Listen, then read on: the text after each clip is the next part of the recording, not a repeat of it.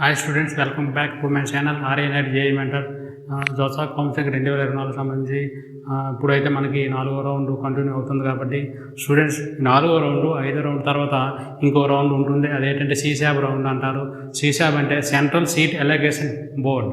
ఇదేంటంటే JoSAA counselling 5 రౌండ్ల తర్వాత ఈ సీశాబ్ అనేది స్పెషల్ రౌండ్స్ 2 ఉంటాయి. అదేంటంటే ఎలా పనిచేస్తుందంటే జోసా కౌన్సిలింగ్లో మిగిలిపోయిన సీట్లన్నీ కూడా సీశాబ్ అనే దానికి కన్వర్ట్ అవుతాయి. దాంట్లోకి వెళ్తాయి సీట్లు, మిగిలిపోయిన సీట్లన్నీ కూడా సీశాబ్కి వెళ్తాయి. ఆ సీశాబ్లో వాళ్ళు ఏంటంటే మళ్ళీ 2 స్పెషల్ రౌండ్లు కండక్ట్ చేసి ఈ స్టూడెంట్స్కి ఈ సీట్లన్నీ వాళ్ళు అలౌట్ చేస్తారు. అది ఎప్పుడేంటంటే మనకి సపోజ్ జోసా కౌన్సిలింగ్ 2024 సంబంధించి జోసా కౌన్సిలింగ్లో సీట్లు వస్తాయి కదా స్టూడెంట్స్. కొంతమందికి ఆ వచ్చిన సీట్లు నచ్చలేదు అనుకోండి, ఇంకా మంచి సీట్లు కావాలని చాలామంది స్టూడెంట్స్ అనుకుంటారు కాబట్టి వాళ్ళందరూ సీశాబ్లో పార్టిసిపేట్ చేస్తారు. కాబట్టి సీశాబ్లో ఇప్పుడు సపోజ్ జోసా కౌన్సిలింగ్లో 5వ రౌండ్లో ఒక స్టూడెంట్ సీట్ వచ్చింది అనుకోండి, ఆ సీట్ అలాగే ఉంటుంది. ఆ సీటు మీరు ఉంటుండగా మీరు సీశాబ్లో పార్టిసిపేట్ చేయొచ్చు. సీశాబ్లో ఎవరైనా పార్టిసిపేట్ చేయొచ్చు అంటే జోసా కౌన్సిలింగ్లో పార్టిసిపేట్ చేసిన వారు, పార్టిసిపేట్ చేయని వారు కూడా సీశాబ్లో పార్టిసిపేట్ చేసి ఎవరైనా జేఈ మెయిన్ క్వాలిఫై అయిన వారు పార్టిసిపేట్ చేయొచ్చు. ఐఐటి వచ్చిన వాళ్ళు కూడా ఐఐటి సీట్లు వచ్చి 5వ రౌండ్ వరకు ఉన్నవారు కూడా పార్టిసిపేట్ చేయొచ్చు. తర్వాత ఎన్ఐటి ప్లస్ సిస్టమ్ వాళ్ళు కూడా 5వ రౌండ్ వరకు ఉండి 5వ రౌండ్లో సీట్లు వచ్చి సీట్ ఎగ్జిట్ అయిపోయిన వారు, విత్డ్రా అయిపోయిన వారు, ఏ విధంగా ఫీజు పేమెంట్ కరెక్ట్గా సీట్ కోల్పోయిన వాళ్ళు ఎవరైనా సరే సీశాబ్లో పార్టిసిపేట్ చేయొచ్చు. సీశాబ్లో ఏంటంటే 2 రౌండ్లు మాత్రమే ఉంటాయి. ఆ 2 రౌండ్లో మీకు ఏంటంటే జోసాలో సీట్లు మీకు వచ్చిన రౌండ్ సీట్ అలాగే మీకు 5వ రౌండ్ వరకు సీట్ కొనసాగుతుంది. ఆ సీట్ ఉంటుండగా మీరు సీశాబ్లో పార్టిసిపేట్ చేయొచ్చు.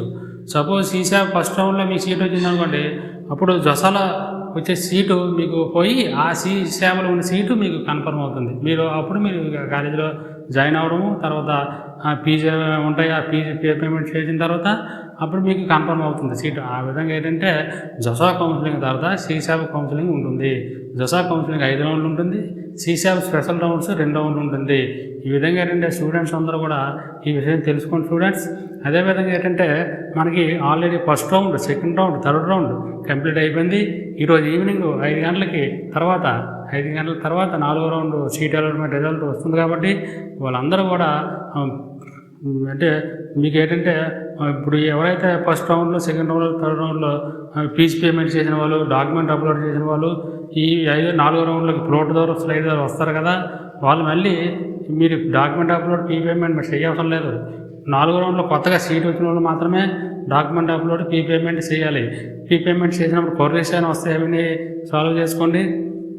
అదేవిధంగా ఐఐటి వాళ్ళకి మాత్రం ఐఐటి స్టూడెంట్స్ కొందరు ఒకవేళ 5వ రౌండ్కి వాళ్ళకి వెళ్ళడానికి ఇష్టం లేకపోతే ఈ రౌండ్లోనే 4వ రౌండ్లోనే విత్డ్రా కానీ ఎగ్జిట్ కానీ అవ్వాలి.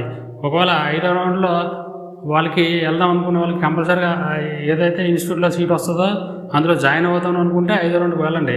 లేదనుకుంటే వాళ్ళకి 4వ రౌండ్లో విత్డ్రా అవ్వడం మంచిది. ఎందుకంటే నెక్స్ట్ ఇయర్ వాళ్ళకి అడ్వాన్స్ రాయడానికి అవకాశం ఉంటుంది. 5వ రౌండ్లో వాళ్ళ సీట్ వచ్చి వెళ్ళలేదు అనుకోండి, నెక్స్ట్ ఇయర్లో వాళ్ళకి అడ్వాన్స్ రాయడానికి అవకాశం ఉండదు, ఎలిజిబిలిటీ ఉండదు. తర్వాత ఈ 1 ఇయర్ లాస్ అవుతుంది. తర్వాత వాళ్ళు కట్టిన ఫీ పేమెంట్ కూడా వెనక్కి వచ్చే అవకాశం లేదు.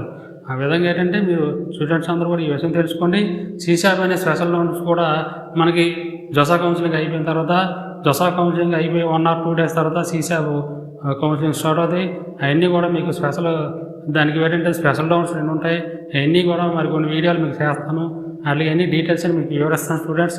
Best of luck students.